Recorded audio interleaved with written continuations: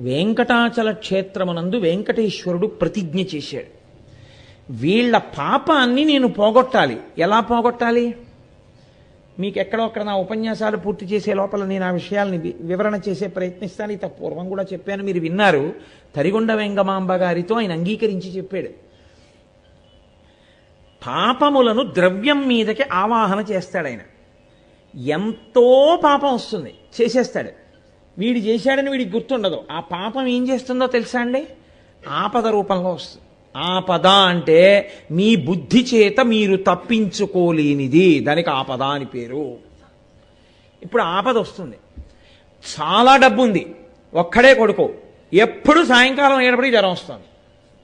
ఎంతమంది డాక్టర్ల దగ్గరికి తిప్పాడో, ఎంత డబ్బు ఖర్చు పెట్టాడో, ఇంకా ఖర్చు పెట్టడానికి ఉంది కోట్లు.